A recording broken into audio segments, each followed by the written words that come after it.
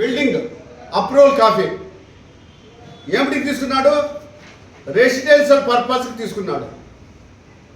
Residential పర్పస్కి తీసుకొని దాన్ని కూడా అక్రమంగా కట్టి రోడ్డులోకి 10 అడుగులు ముందుకొచ్చి తర్వాత ఏదైతే మున్సిపాలిటీ ప్లాన్ ప్రకారం ఏదైతే స్థలం వదలల్లో అవి కూడా వదిలిపెట్టకుండా ఫస్ట్ ఫ్లోర్ హాఫ్కి పర్మిషన్ తీసుకొని ఫుల్ కట్టి ఇంకా ఎన్నెన్నో చట్టానికి వ్యతిరేకమైన పనులు చేశాడు.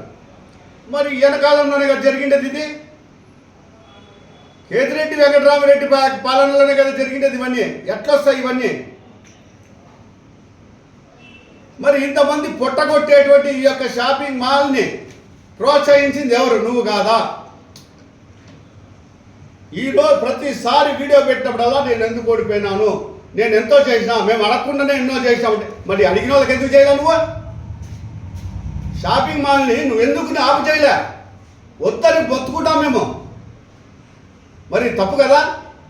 2 లక్షల ఉన్న ఈ జనాభా గల ఈ ధర్మారం పట్టణంలో అంత పెద్ద షాపింగ్ మాల్.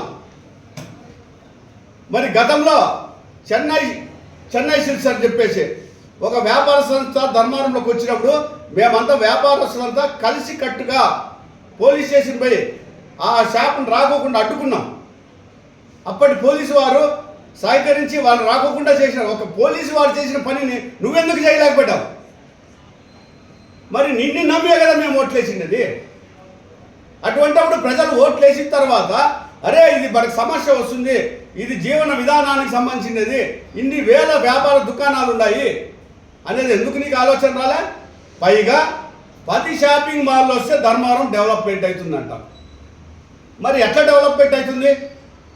ఈరోజు దాదాపు 3000 చిన్న చితక పట్టుచీల వ్యాపారాలు మొత్తం ధర్మవరము పరిసర ప్రాంతాల్లో అంతా ఉన్నాయి. మరి వాళ్ళంతా వ్యాపారం చేసుకుంటేనే కదా ఈరోజు ఒక రియల్ ఎస్టేట్ కానీ ఏదన్నా కానీ పెరిగేది.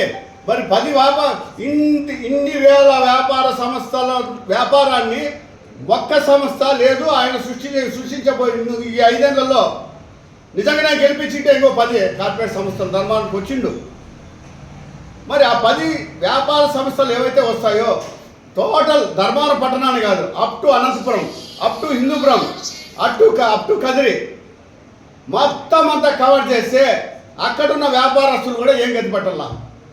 మరి రియల్ ఎస్టేట్ ఏ విధంగా పెరుగుతుంది అని చెప్పింది అదే డెవలప్మెంట్ అవుతుంది. రియల్ ఎస్టేట్ ఎట్లా పెరుగుతుంది? 10 వ్యాపార సంస్థలు వ్యాపారాలు చేసుకుంటే రియల్ ఎస్టేట్ పెరుగుతాయా? రియల్ ఎస్టేటు ఈరోజు అనంతపురం పరిస్థితి కూడా అదే.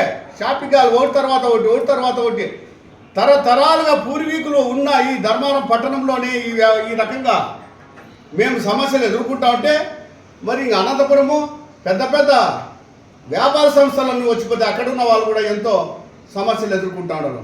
ఈరోజు ఒక ధర్మవరం పట్టణానికే కాదు ఈ యొక్క ప్రాబ్లం వచ్చిండేది. ఇట్లా మామిళ్ళపల్లి, ఇట్లా కొచ్చెరువు, ఇట్లా చెన్నై కొత్తపల్లి, ఇట్లా బత్తలపల్లి, అప్ టు ముదుగోల్ప తాడిమర్రి వరకు ఉన్న చిన్న దుకాణాల వ్యాపారస్తులందరూ కూడా బోనీ లేకుండా పోయినారు. ఎందుకంటే ఇక్కడ 500 రూపాయలు కేజీ కాయగూరలు ఇవేమన్నా కాయగూరల మాదిరి తూకానికి అమ్మేటువంటి పరిస్థితులు వచ్చినాయంటే ఇది బట్టల షాపింగ్ మాల్లా లేకపోతే కాయగూరల షాపులా మాకు అర్థం కాలేదు. ఇంత దరిద్రంగా వ్యాపారాలు చేసేటువంటి పరిస్థితులు, ఇంత దరిద్రంగా దిగజార్చేటువంటి పరిస్థితులు ఈ షాపింగ్ మాల్ ద్వారా జరుగుతున్నాయంటే చిన్న చిన్న వ్యాపారస్తులు ఏ విధంగా బతకాల? నిజంగానే దాదాపు 10 నుంచి 15 షాపులు ఈరోజు మూతపడినాయి.